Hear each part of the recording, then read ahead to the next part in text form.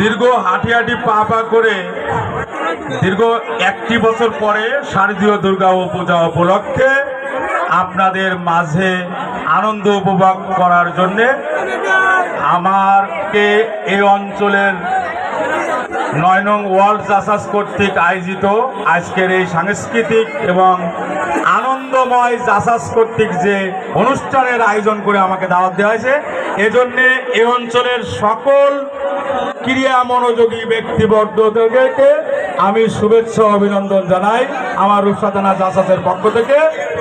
আজ এই পর্যায়ে আমরা দীর্ঘ লং টাইম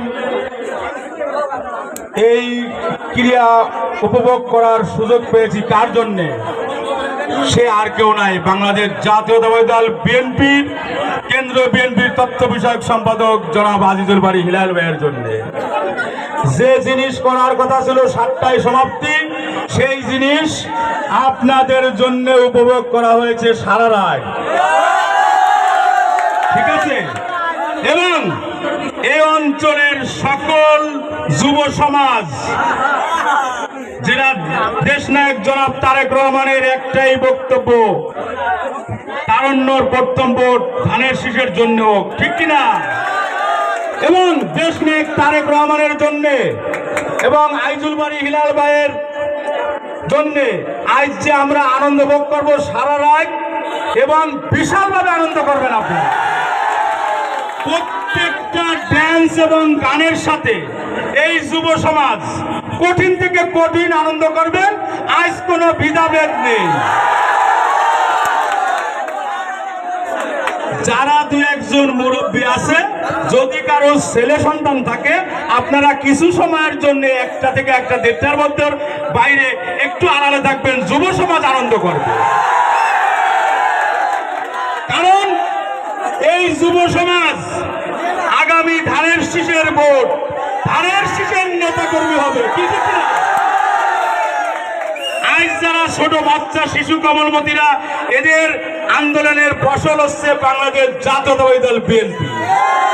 তাই এই সমস্ত যুব সমাজ যেহেতু আগামী দিনে ধানের শীষের নেতৃত্ব দিবে, তাই ওরা আজ শারদীয় দুর্গাপূজা উপলক্ষে আজিজুল বারী হিলাল ভাইয়ের নির্দেশে সারা রাত আনন্দ করবেন।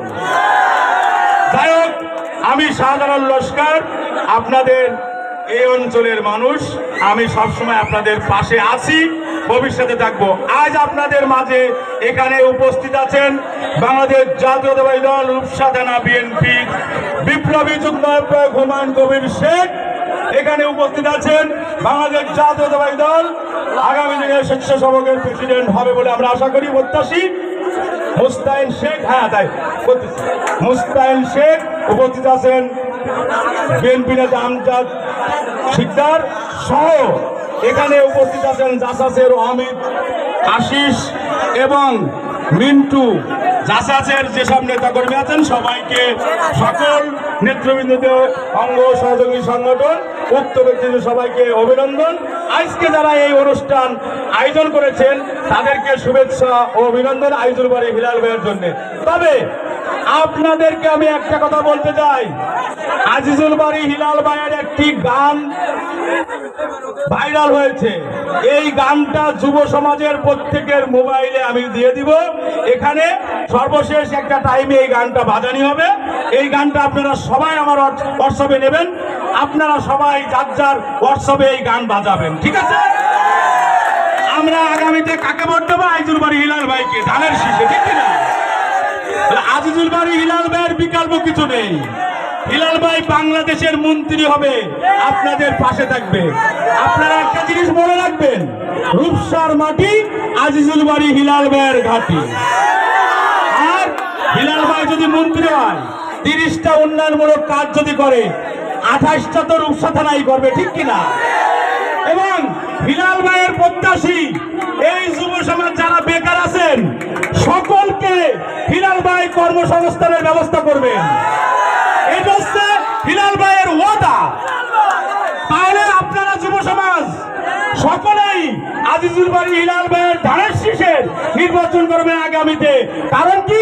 আপনাদের কর্মসংস্থান হবে, ব্যবসা প্রতিষ্ঠান করবেন, চাকরি যার চাকরি যোগ্য সে চাকরি পাবেন। বাংলাদেশ জাতীয়তাবাদী দল জিন্দাবাদ। আজ সংক্ষিপ্ত বক্তব্যে আপনাদেরকে আমি সবাইকে কিছু সংক্ষিপ্ত বক্তব্য দিলাম। আপনারা ভালো থাকবেন।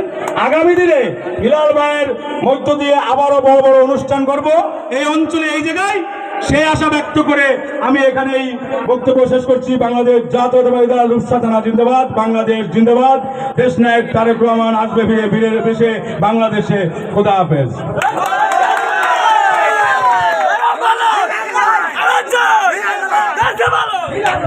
এরপরে